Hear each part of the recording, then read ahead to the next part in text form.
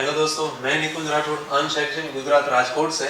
हमारे YouTube channel तेज किसान पर आज के इस वीडियो में हम बात करेंगे झटका मशीन के लिए कौन सी बैटरी और उसके साथ ही साथ कौन सी पैनल सही है, परफेक्ट है। तो सबसे पहले हम बात करते हैं कि ये जो झटका मशीन है, इधर हमने रखी हुई है हमारी अंश एक्शन की झटका मशीन। झटका मशीन जो है वो 12 वोल्ट डीसी सप्लाई के ऊपर चलती है और कोई भी जो बैटरी है उसका जो आउटपुट है वो 11 से लेकर के 13 वोल्ट डीसी ही रहता है, यानी कि वो एवरेज 12 वोल्ट डीसी तक रहता है, यानी कि कोई भी बैटरी से ये झटका मशीन चल सकती है। तो फिर बात ये आती है, क्वेश्चन ये आता है कि एक छोटी बैटरी और बड़ी बैटरी जो ग्राहक है, जो किसान भाई है, वो क्यों लगाते हैं। कोई किसान छोटी बैटरी लगाते हैं, कोई किसान बड़ी बैटरी का आग्रह रखते हैं, क्यों करते हैं। तो उसको मैं आपको समझाना चाहूंगा कि फॉर एग्जांपल ये बैटरी 12 वोल्ट 12 एम्पियर की है, ये बैटरी जो है वो 12 वोल्ट 30 एम्पियर की है, ये जो बैटरी है वो 12 वोल्ट 34 यानी कि 34 एम्पियर की है। हमारी मशीन जो है वो 0.5 एम्पियर का करंट लेती है एक घंटे में। तो फिर ये जो बैटरी है उसका बैकअप, ये मशीन ये बैटरी के ऊपर थियोरेटिकली कैलकुलेशन के हिसाब से 24 घंटे चलनी चाहिए। ये बैटरी के ऊपर 60 घंटे यानी 60 घंटे चलनी चाहिए और ये जो बैटरी है इसके ऊपर ये जो मशीन है वो 68 घंटे का बैकअप देनी चाहिए। हम अलग तरीके से अगर देखें तो इसको अगर हम पानी के टंकी के हिसाब से लें तो ये जो है ये फॉर एग्जांपल 100 लीटर की टंकी है, ये जो है ये 500 की है और ये 1000 लीटर की टंकी हम मान के चलते हैं।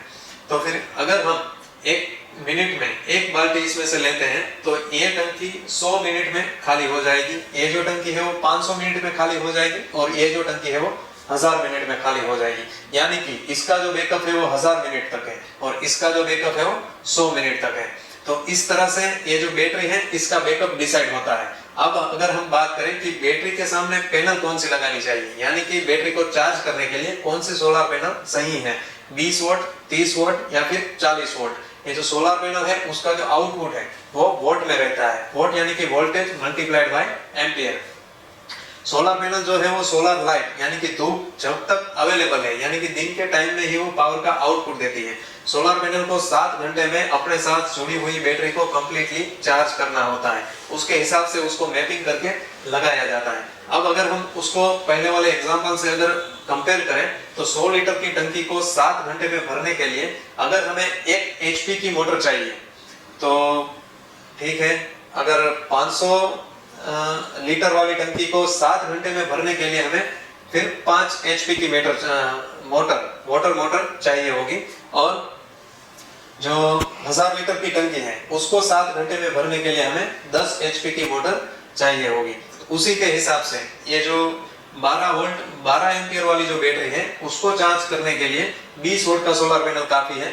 उसी तरह से 12 वोल्ट 30 एम्पियर की बैटरी को 7 घंटे में दिन के टाइम में चार्ज करने के लिए 30 वोल्ट का जो बैटरी है वो काफी है और जो 12 वोल्ट 32 या फिर 34 या फिर उसके आगे 40 तक उसकी जो बैटरी का कैपेसिटी है उसको चार्ज करने के लिए 40 वोल्ट का हमें सोलर पैनल लगाना चाहिए।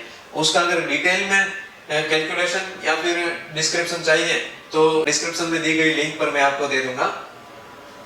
अब अगर ये डिस्टर्ब हो जाए, ये जो उसका जो मैपिंग है अगर ये डिस्टर्ब हो जाए तो फिर क्या हो सकता है। जिस तरह से हमने बात की ये पानी की टंकी वाली और मोटर वाली, अगर बड़ी टंकी है और अगर छोटी सी मोटर लगाई हुई है तो वो 7 घंटे में भर नहीं पाएगी, आधी खाली रहेगी। अगर पानी की टंकी छोटी है और बड़ी मोटर लगाई हुई है तो ज्यादा प्रेशर से वो जो टंकी है वो फट जाएगी। उसी के हिसाब से अगर ये वाली बैटरी है 12 वोल्ट 12 एम्पियर वाली और अगर किसी ने 40 वोल्ट का सोलर पैनल लगा दिया तो ये बैटरी जो है वो ओवरचार्ज हो जाएगी, गर्म हो जाएगी, डैमेज हो जाएगी।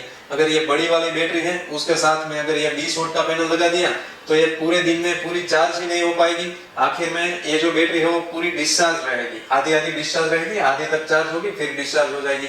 तो उसकी जो चार्जिंग साइकिल है वो कंप्लीट नहीं हो पाएगी और लंबे समय में यानी कि इसकी जो लाइफ है वो बहुत ही कम रह जाएगी और थोड़े महीनों के बाद ये जो बैटरी है वो डैमेज हो जाएगी। तो उसी के हिसाब में अगर ये जो मैपिंग है सोलर पैनल का और बैटरी का अगर ये ठीक से ना हो पाए, अलग अलग हो पाए, तो इसका जो सॉल्यूशन है वो हम ये कर सकते हैं कि मशीन के अंदर चार्ज कंट्रोलर लगा सकते हैं। जिस तरह से पानी की मोटर और पानी की टंकी उस दोनों का जो मैपिंग है, उस दोनों का जो कॉम्बिनेशन है वो गड़बड़ा जाए तो उसमें हमें एक ऑटोमेटिक स्विच लगाना पड़ेगा।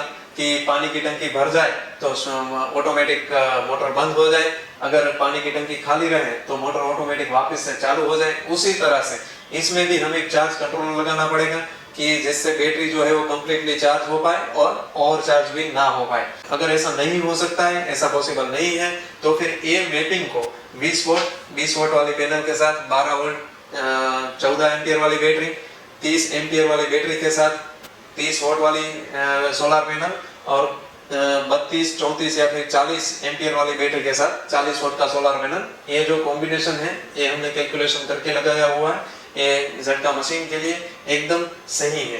तो आज के वीडियो में आपको जितनी भी जानकारी मिली, आपको कहीं ना कहीं ये यूजफुल है, आपको कहीं ना कहीं आपको कुछ ना कुछ जानने को मिला है।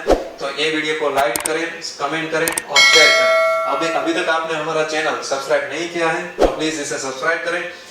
जय हिंद, जय भारत।